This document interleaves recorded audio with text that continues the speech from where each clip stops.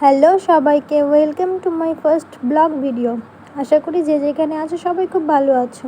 তো আজ যাচ্ছি আমরা কাটনাকালী মায়ের মন্দিরে। তো আমি রেডি হয়ে গেছি। আর হ্যাঁ, বলে রাখি আমি কিন্তু কোনো প্রফেশনাল ব্লগার নেই, তো কোনো ভুল ত্রুটি হলে একটু মানিয়ে নিও। বলতে বলতে আমরা বেরিয়েও পড়লাম। আমাদের বাড়ি থেকে বেরোনোর সময় রাস্তাটা বাদে দোমোহনার যেতেই রাস্তাটা আমার খুবই ভালো লাগে, তাই একটু দেখিয়ে দিলাম। এদিকে মেলার মধ্যে ঢুকতে না ঢুকতেই প্রচণ্ড পরিমাণে ভিড়ের জন্য সামনে এগোনোই যাচ্ছে না।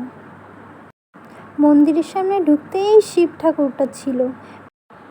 ভেতরে এসে মায়ের দর্শন করলাম। সামনে মন্দিরের ভেতরে তো ঢোকাই যাচ্ছে না, এত পরিমাণে ভিড় ছিল আর কি বলবো। গরমের মধ্যে তাও এত ভিড় ছিল। আমার ভেতরে আর ঢোকা হয়নি, তো আমি বাইরে থেকেই দেখিয়ে দিলাম।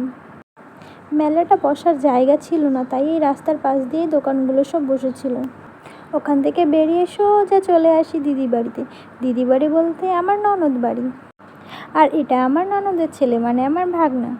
পাপা আমাদের দুজনকে দেখে তো খুবই খুশি। ও খুশিতে কী করবে নিজেই বুঝতে পারছে না। ও এত খুশি হয়েছে আর কি বলবো, খুশির জন্য নাচা শুরু করছে। দেখো নাচছে কি করে। অনেকক্ষণ পাপার সঙ্গে খেলার পরে চলে গেলাম আমাদের বাড়িতে, মানে আমার বাবার বাড়ি। আমার বাবার বাড়ি আর আমার ননদ বাড়ি এক জায়গাতেই।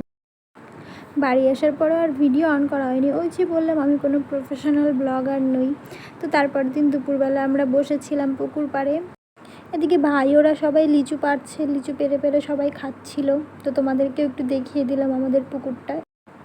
রোদের মধ্যে গাছের নিচে বসে ঠান্ডা ঠান্ডা হাওয়া ছিল, বসে থাকতে বেশ ভালোই লাগছিল। তারপর আর কি, বিকাল হতে না হতেই আবার বেরিয়ে পড়লাম। আর আমরা গেছিলাম দুজন, আসার সময় আমার ভাইকেও সঙ্গে করে নিয়ে এসেছি। আমরা বাড়ি যেতে থাকি, তোমরা ততক্ষণে লাইক কমেন্ট শেয়ার করে দাও, আর যদি পারো পেজটিকে ফলো করে দিও। টাটা।